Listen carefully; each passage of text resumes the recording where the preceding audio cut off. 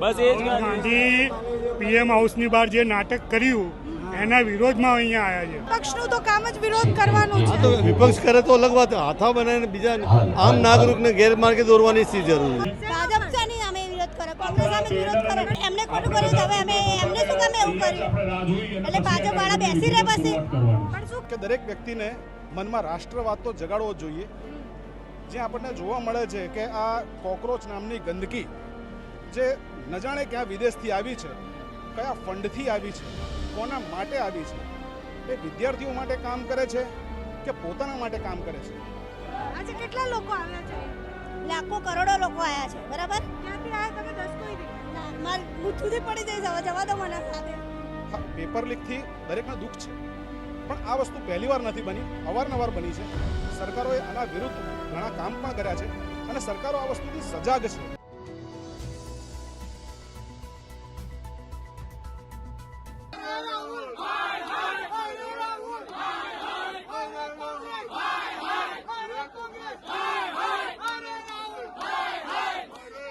રાજીવ ગાંધી ભવન ખાતે અમે ઊભા છીએ. ભારતીય જનતા પાર્ટીના કાર્યકર્તા અહીંયા વિરોધ કરવા માટે આવ્યા છે. પ્રોટેસ્ટની સામે ભારતીય જનતા પાર્ટીનું આ પ્રોટેસ્ટ છે. પ્લે કાર્ડ લઈને આવ્યા છે. અહીંયા ભાજપના કાર્યકર્તાઓ સાથે વાત કરવી. શું નામ છે આપનું? દીપકભાઈ. અને દીપકભાઈ ક્યાંથી આવ્યા? ગોમતીપુરથી. અને કેમ આવ્યા છો આજે પ્રોટેસ્ટ કરવા? ગઈકાલે જે પ્રોટેસ્ટ કરવામાં આવ્યું, પ્રોટેસ્ટનું જે મુદ્દો હતો એ મુદ્દાથી ભટકાઈને એ લોકોએ જે રીતે આખા દેશમાં અરાજકતા ફેલાય તેવા કાર્ય કર્યા, તો આજે એના વિરોધમાં અમે આજે પ્રોટેસ્ટમાં આવ્યા છીએ. પણ વિપક્ષનું તો કામ જ વિરોધ કરવાનું છે. તો વિપક્ષ કરે તો અલગ વાત, હાથા બનાવીને બીજા આમ નાગરિકને ગેરમાર્ગે દોરવાની શી જરૂર છે? કોને ગેરમાર્ગે? આજે જે ત્યાં ભીડ થયેલી એ અડધી ભીડને ખબર નથી કે એ લોકો શા માટે આવ્યા છે. પહેલાં નામ પાડ્યું નીટનું, પછી નીટના માને અફજલ તું તેરે મારને વાલે આજ તક જિંદા હે, આ ટાઈપના સ્લોગન બોલવાનું શું જરૂર હતી? ભગવાન રામનો તો મુદ્દો છે જ નહીં. જે મુદ્દો હતો સ્ટુડન્ટોના જે બી છે એનો હતો, અને ભગવાન રામ માટે લોકો બોલી રહ્યા હતા. તો તમે આજે વિરોધ માટે કેમ આવ્યા છો? બસ એ જ ગાંધી પીએમ હાઉસની બહાર જે નાટક કર્યું એના વિરોધમાં અહીંયા આવ્યા છે. જે રાહુલ ગાંધી ત્યાં નાટક કર્યું એના વિરોધમાં અહીંયા અમે શાંતિપૂર્ણ પ્રદર્શન કરવા આવ્યા છે. કેટલા લોકો આવ્યા છે અહીંયા ભાજપ? 2-3 હજાર માણસ હશે. 3,000 માણસ હશે. પણ ભાજપે વિરોધ કેમ કરવો પડે ગુજરાતમાં?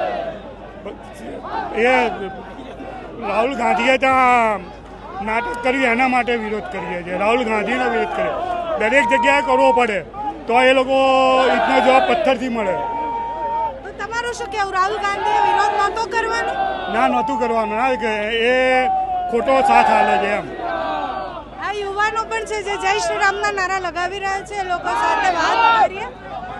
શું નામ છે બેન તમારું? ઉર્મિલાબેન રાવલ. અને ઉર્મિલાબેન ક્યાંથી આવ્યા છો? નાંદેડ બારેજોડી, દસકોઈ તાલુકામાં. કેમ વિરોધ કરવા આવ્યા છો? એમને વિરોધ કરે તો અમે વિરોધ કરીએ ને. પણ વિરોધની સામે વિરોધ કરવાનો સવાલ જ નહીં ને. એ શાંતિપૂર્ણ રીતે વિરોધ પ્રદર્શન છે. એમણે વિરોધ કર્યો તો નીટ પેપર લીક મુદ્દે કરો. ભાજપ શેનો વિરોધ કરે?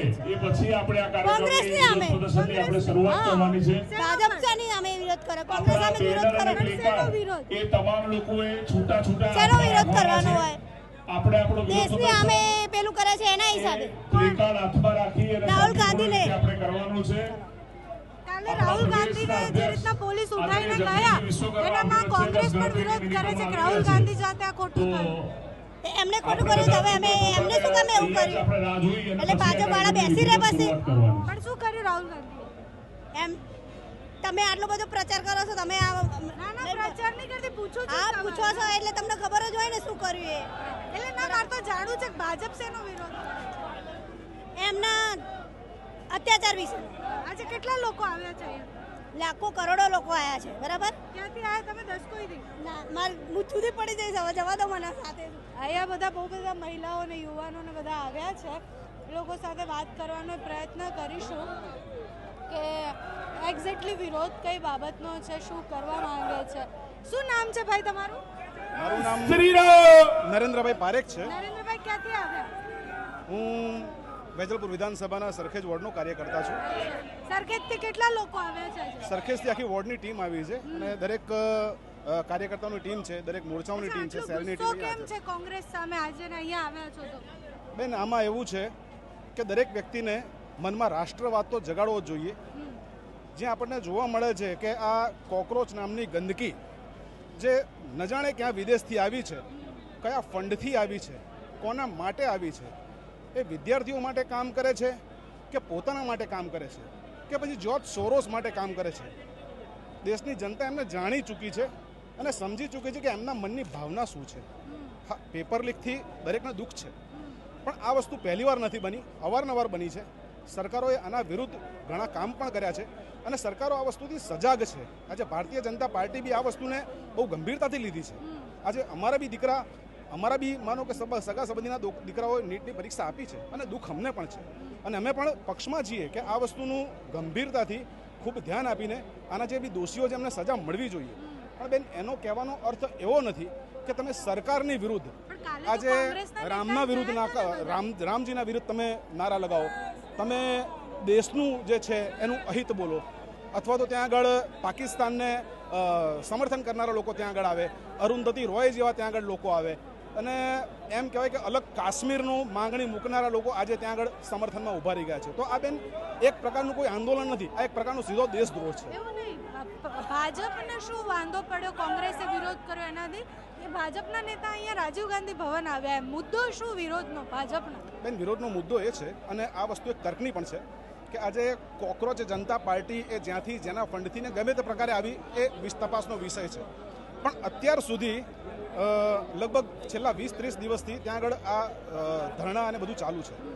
તર્કની વિષય એ છે કે સંસદ ભવનની અંદર હવે સત્ર ચાલુ થવાનું છે, પણ ત્યારે જ ચાલુ